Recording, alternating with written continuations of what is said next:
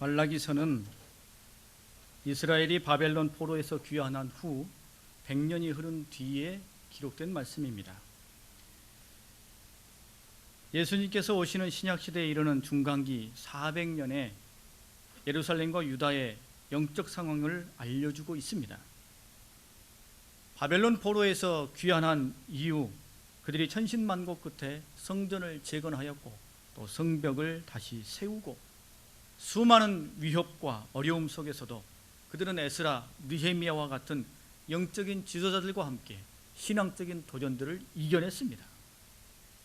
그런데 그렇게 100여 년이 흐른 이후 그들의 처지는 매우 비참했습니다.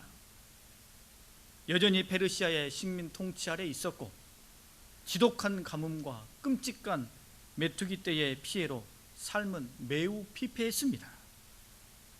또한 하나님의 약속의 말씀에 대한 회의감과 무관심이 그들의 마음과 삶의 자리 가운데 자리 잡고 있었습니다. 개개인의 신앙은 물론이요, 신앙적인 활동, 종교적인 활동마저도 미약해져 가고 있었습니다. 참으로 어려운 처지에 그들이 내몰려 있었습니다. 그런 때에 하나님께서 선지자를 통해 유대 민족에게 주신 말씀이 이 말라기서의 말씀입니다. 그래서 이 말라기서 말씀을 전체 읽어보면 당시 유대인들의 민낯이 그대로 드러나 있습니다.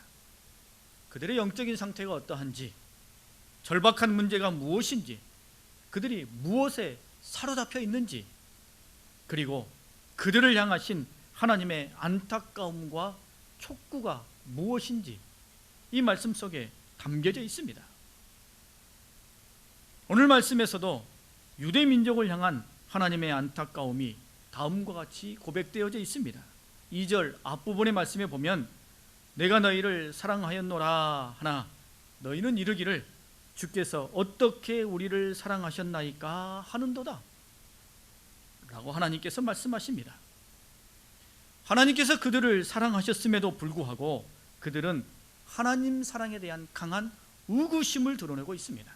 이게 단순한 질문이나 혹은 궁금함의 표출이 아니라 전혀 알지 못하겠다는 식입니다. 하나님 언제 우리를 사랑하셨습니까? 어떻게 우리를 사랑하셨습니까? 라고 이렇게 되묻고 있습니다. 이런 태도 앞에 하나님 얼마나 답답하시겠습니까? 과연 사랑하시기나 한 것입니까? 정말 사랑하시는 것입니까? 여러분, 이런 표현은 어느 때 씁니까? 우리 안에 원망과 불평 그리고 불신이 가득 찼을 때 이런 표현을 하게 됩니다. 사랑하는 사람들에게 혹은 하나님에게 이런 투정을 쏟아넣게 되는 것이죠. 그러니 하나님께서 앞서 말씀하신 것처럼 내가 너희를 사랑하였노라 라는 이 말씀이 매우 궁색하게 들립니다. 하나님의 입장이 매우 난처하게 보이고 당황하시고 겸연쩍 하시는 것이 보입니다. 어색한 상황입니다. 하나님께서 당신의 백성들에게 마치 추궁을 당하시는 것 같은 그런 처지에 내몰리고 있습니다. 그런데 말입니다, 여러분, 사실 유대 민족의 이 원망과 투정 속에는 하나님을 향한 갈급함이 담겨져 있습니다. 하나님을 향한 애절함이 그 속에 담겨져 있습니다. 겉으로는 거칠고 매몰차게 표현하고 있습니다만 그들의 마음속에는 하나님을 향한 사랑을 향한 애절함이 그 속에 가득 차 있습니다. 마치 이와 같습니다. 하나님, 우리 좀 더 사랑해 주시면 안 됩니까? 가뭄과 메뚜기의 때의 피해가 엄청납니다. 아직도 페르시아의 통치 아래 살아갑니다.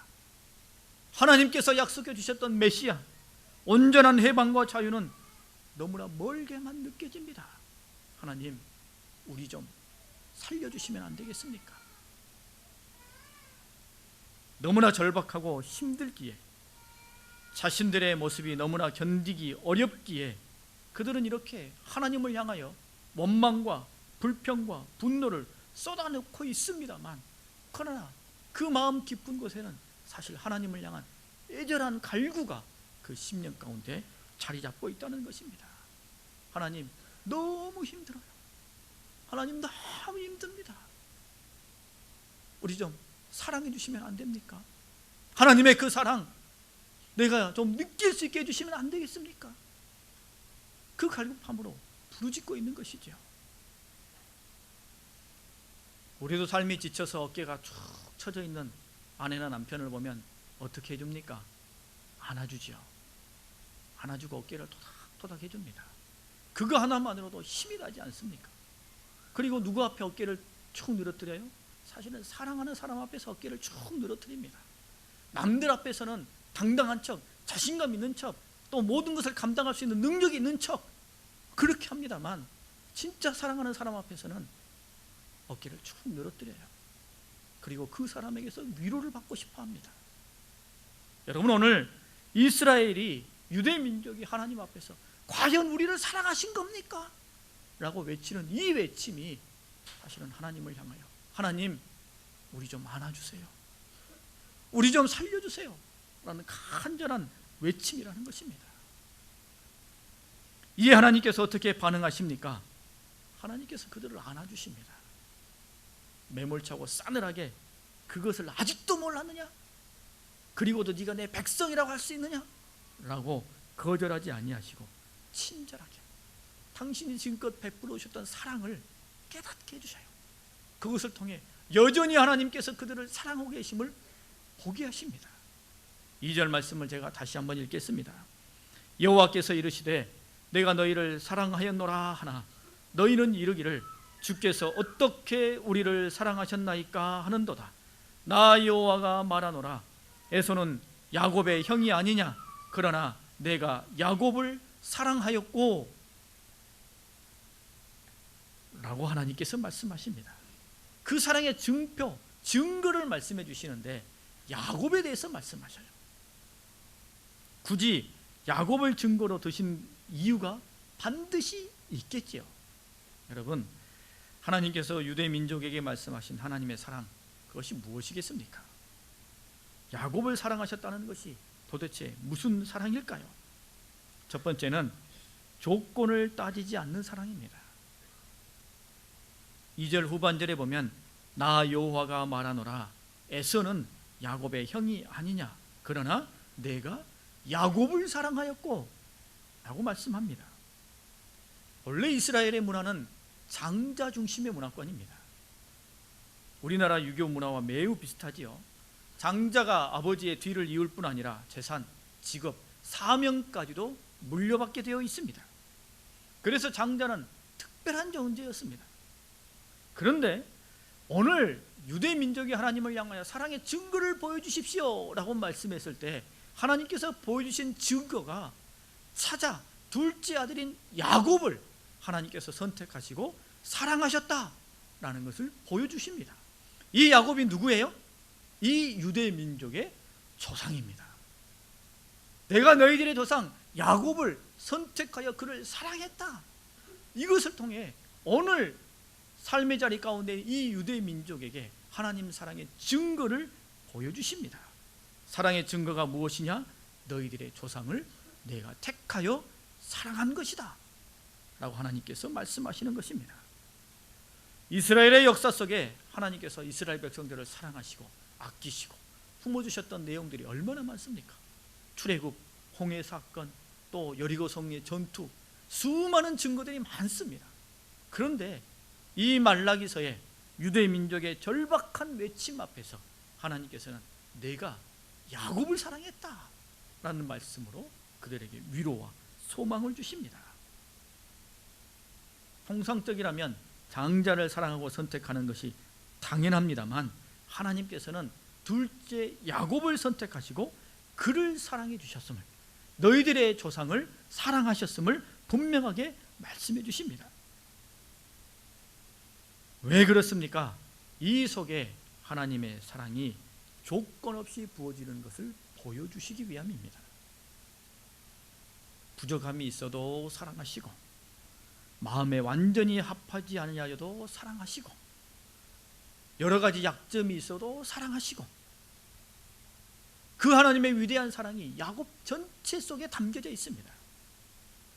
여러분, 야곱의 성격이 얼마나 탐욕스러웠습니까? 그는 자신이 원하고 취하고자 하는 것이 있다면 물불을 가리지 않는 성공지상주의자였습니다. 그 속에 사악함도 있고 불의함도 있었습니다. 그래도 하나님께서 그를 사랑하셨습니다. 어린아이처럼 징징대기도 하고 사내답지 못하고 뒤로 숨는 소심한 약점이 있었습니다만 그를 사랑하셨습니다. 야곱의 전 인생이 그렇게 자랑스러운 인물은 아니었습니다만 하나님께서는 그를 사랑해 주셨습니다.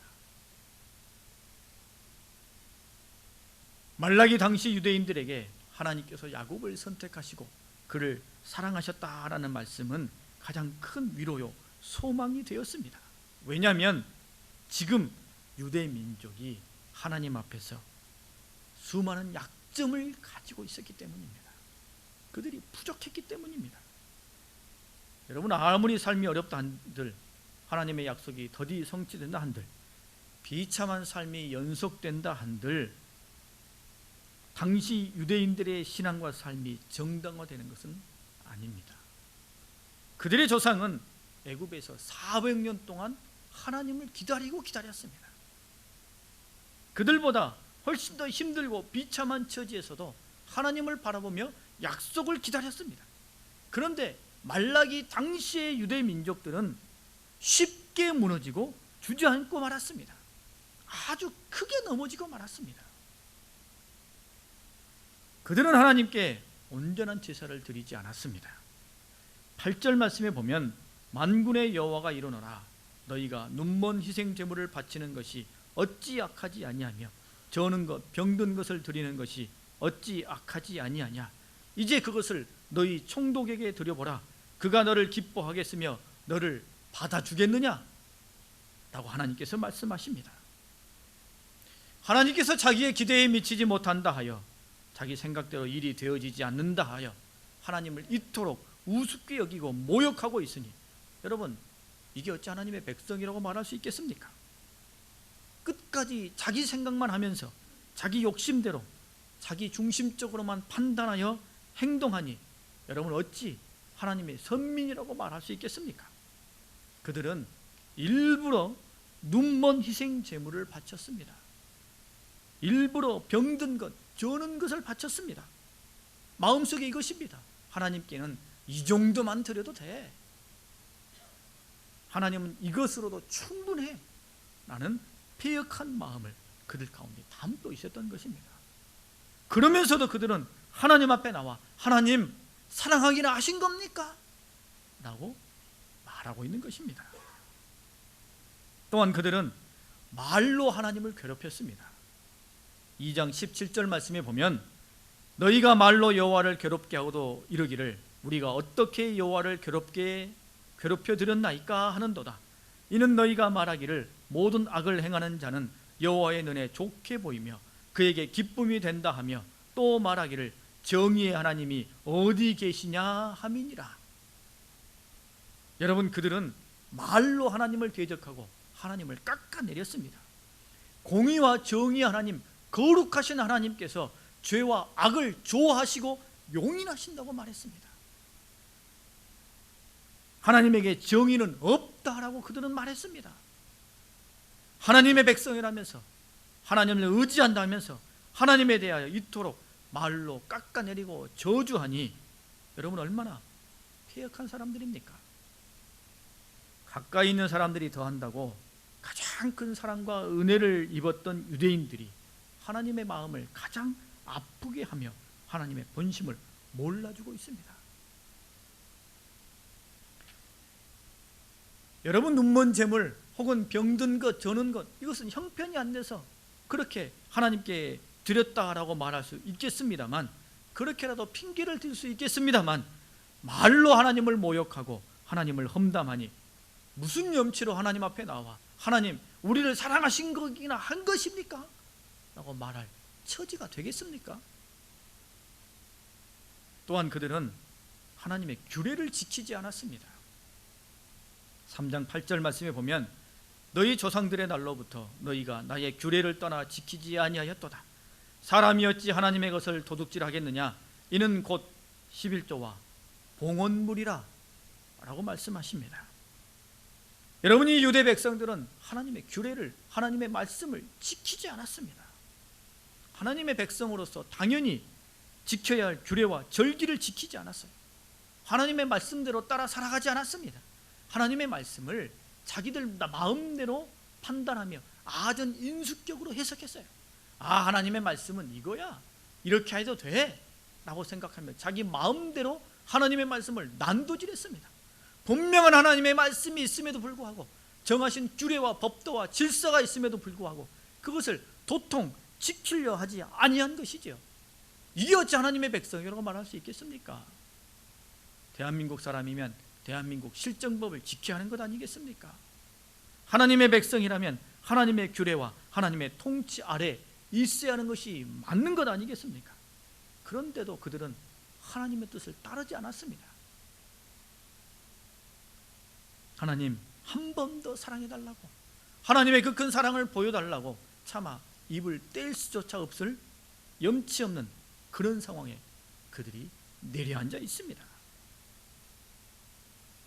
여러분, 그래서 하나님께서 그들의 처지가 이와 같기 때문에 하나님께서 야곱을 선택하시고 사랑하셨다, 이게 그 사랑의 증거다라고 이 유대인들에게 말씀해 주고 계시는 것입니다. 사랑하시는 하나님, 사랑하실 하나님을 보여주시기 위하여 야곱을 이야기하신 겁니다. 야곱이 온통 약점투성 아닙니까? 그는 태어나면서부터 둘째였어요. 천성부터 약점이 있습니다. 그의 삶, 그의 심령 안에는 하나님 보시기에 감당하기 어려울 정도와 같은 수많은 약점들이 그의 심령 속에 있었습니다. 그의 삶은 늘 약점투성이었습니다.